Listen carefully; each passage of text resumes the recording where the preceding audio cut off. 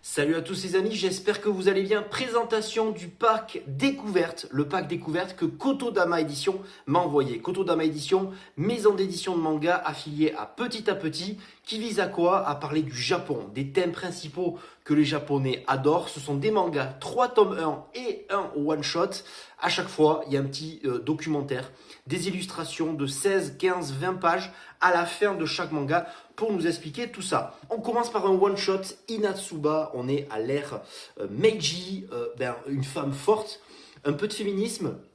Et c'est la seule descendance d'un grand maître du sabre, sauf que c'est une femme. Et puis avec le changement d'histoire, le changement de paradigme au niveau de la culture, c'est dur de faire sa place. Un très joli one-shot avec, comme je vous le disais, à chaque fois, un petit... de petits documents illustrés qui nous font plaisir. Documentaire illustré de 16 pages pour nous expliquer l'époque. C'est souvent l'adéquation chez Kotodama, l'époque, le manga, ce sont des mangas tout à fait normaux, mais agrémentés de documentaires et de contextes historiques.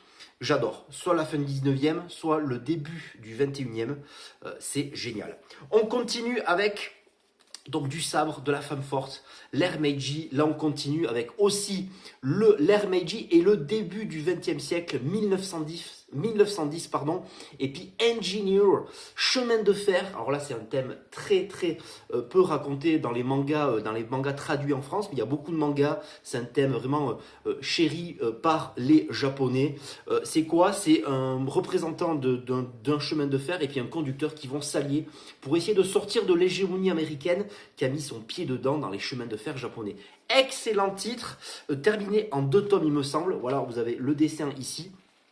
Et puis vous avez toujours agrémenté par le contexte historique et puis en vue de la nationalisation des chemins de fer.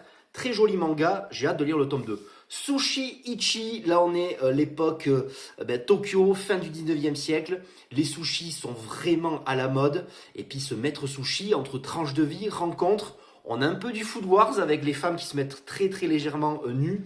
Et puis on a 8 tomes terminés pour ce Sushi Ichi.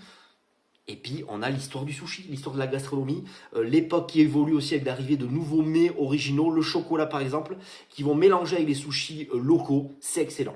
Et puis, comme je vous l'avais dit, ma nièce est venue faire un tour chez moi. Elle a embarqué Hikaru in the Light, fini en 4 tomes celui-là. On parle de pop idol, les secrets des idoles, ces jeunes femmes qui forment des groupes et chantent sur scène. C'est l'histoire d'une jeune femme, physiquement moins belle que les autres, mais par sa voix qui va s'en sortir. Un très joli manga. Foncez chez Kotodama. J'espère que vous avez pris du plaisir à m'écouter. À plus dans le bus.